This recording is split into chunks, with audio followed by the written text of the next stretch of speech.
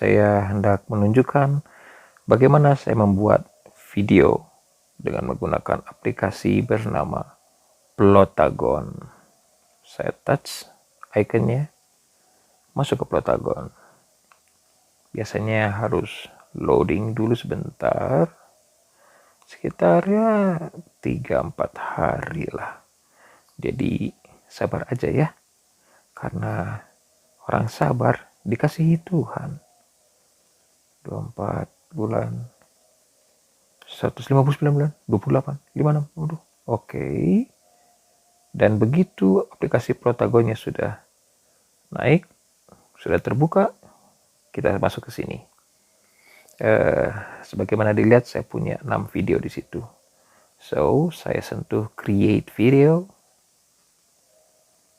Nah, dan biasanya ketika kita create video, kita akan langsung dibawa ke sebuah latar scene.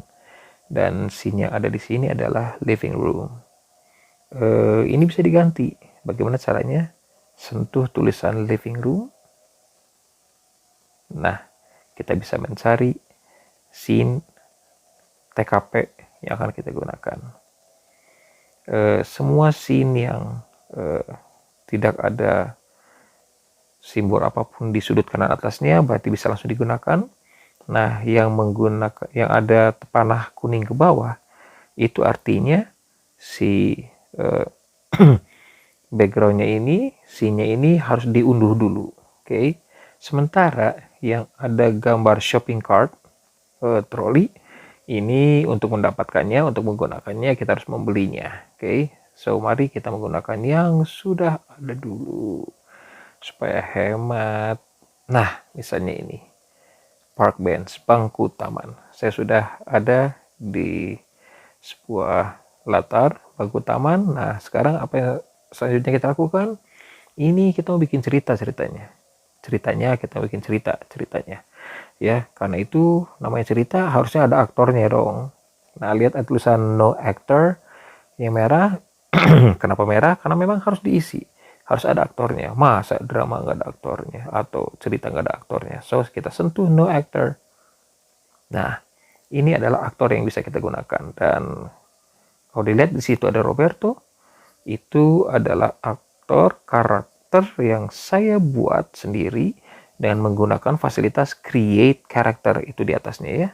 So, misalnya saya memilih Roberto, janganlah yang lain aja misalnya.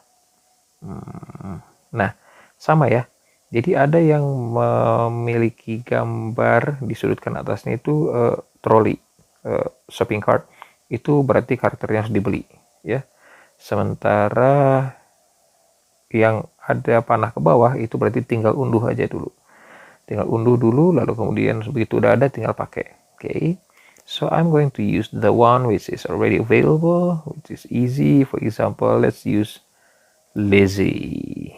Nah, duduk. Nah, ini Lizzie. Kalau kita lihat sini, Lizzie sitting to the left. Duduk di sebelah kiri bangku ya. Nggak mau Saya mau taruh dia. Jadi kalau saya sentuh sitting to the left, kita bisa lihat di sini ada pilihan di mana kita bisa tempatkan Lizzie. Misalnya di bangku sebelah kanan, atau bisa di dekat jembatan sebelah kiri. Oke, atau kita bisa taruh di rumput. Hei, jangan di rumput, ngerusak aja lu. Pindah. Kita pindah deh. Ya udahlah, suruhlah dia berdiri di jalan sebelah kiri. Nah, oke. Lihat, no actor masih ada lagi dan warnanya merah, berarti kita masih bisa tambahin satu aktor lagi, Mr. Hernandez. Oh, Mr. Hernandez. Dan sekarang tidak ada lagi tulisan no actor berwarna merah, artinya maksimal aktornya 2 orang. Oke. Nah, kebetulan di posisinya sitting to the right, dan bagi saya sitting to the right itu bagus. Oke lah, saya setuju, saya nggak akan ubah. Oke, nggak akan ubah. Nah, udah selesai. Begitu kita sudah tentukan aktornya, kita akan mulai buat skripnya. Jadi dengan aplikasi ini, kita akan jadi director. Kita akan membuat skrip, kita akan membuat skenario, kita akan mengatur dialog mereka. How to do that? Kita gunakan itu lingkaran yang di bawah, yang kedua dari kiri, yang gambar bubble itu. Nah, kita sentuh. Nah, no actor ini berarti siapa yang akan bicara duluan, ya. Siapa yang akan bicara saat ini. Oke, so saya sentuh no actor. Saya pilih Lizzie misalnya. Nah, udah ada Lizzie. Sebelah kanan Lizzie ada tulisan neutral. Itu adalah emosinya, ekspresinya. Kalau kita sentuh, ada banyak ekspresi lainnya yang bisa dipilih untuk Lizzie. So misalnya saya pilih, inilah zombie.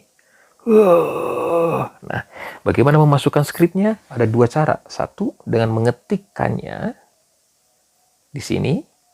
Misalnya, hai Hernan, misalnya ya. Begitu. Nah, ini udah jadi nih. Kalau kita lihat, bisa dicoba nih, play. Nah, tetapi kalau diketik, maka suara yang akan muncul adalah suara yang dihasilkan, di-generate oleh aplikasi ini. Dan kadang-kadang itu tidak memuaskan.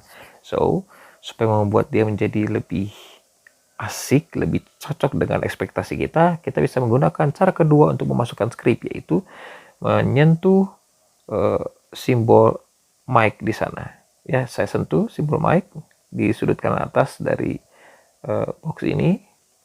Nah, lihat. Saya tinggal sentuh gambar mic yang berwarna merah, lingkaran merah bergambar mic ini, lalu saya kemudian memasukkan suara saya. Contoh. Stop. Nah, udah. Kalau sudah selesai direkam, tinggal kita press play yang kiri. Dan jika kita sudah cocok, kita tinggal sentuh yang checklist. Kalau belum cocok, sentuh rekam lagi. So, checklist misalnya. Nah, next. Lizzie ngomong, habis itu dialog dong. Ada lagi yang ngomong berikutnya, yaitu Hernan. Jadi saya sentuh lagi yang bubble, yang lingkaran kedua dari kiri, sentuh. Oke, maka ini aktornya adalah Mr. Hernandez. Dan ekspresinya karena ngelihat zombie, dia afraid, ketakutan. Afraid. Dia ketakutan. Ketakutan langsung. Lalu dia berseru, Who are you? What are you? Nah, misalnya gitu. Ya, selesai nih. Dan seperti saya bilang tadi, seringkali kalau yang suara yang di-generate oleh aplikasi belum tentu enak. Jadi, saya pakai lagi rekam. Sentuh gambar mic, rekam.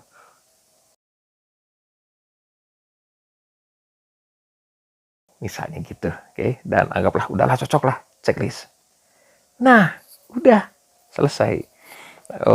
Bisa dibuat sepanjang apa, saya belum pernah nyoba sepanjang-panjangnya gimana, tetapi ketika kita merasa skenario kita sudah selesai, video kita sudah selesai, maka how to finish this, bisa dilihat di sudut kanan atas itu ada gambar kotak dan panah ke atas, itu artinya video yang saudara buat itu kita unggah, kita finalize. Lihat, pertama kita sentuh dulu render video. Nah, ini bisa export with subtitles dan export without subtitles. Subtitlenya itu dari mana? Dari apa yang kita ketik. Jadi kalau saudara-saudara tidak mengetik di situ tadi, nggak akan ada subtitle ya. So, misalnya sekarang pakai subtitle, maka saya sentuh export with subtitles. Rendering diharapkan dengan dialog yang cuma 2 kalimat itu bisa berjalan dengan cepat ya. Video-video yang saya buat itu omongannya panjang dan lama, itu bukan coki-coki. Jadi renderingnya juga lama. Nah, selesai begini, mana twing, kok belum selesai sih. Setelah rendering, masuk finalisasi, dan jreng, selesai. Kita bisa kemudian memilih apakah kita akan mengirimkan filenya lewat WhatsApp atau akan menyimpannya di Drive atau dikirim ke Facebook, Line, dan sebagainya. Selesai. Demikianlah cara menggunakan Plotagon yang bisa saya bagikan buat saudara-saudara sekalian, Bapak Ibu, teman-teman. Terima kasih sudah menonton. God bless us all. Bye.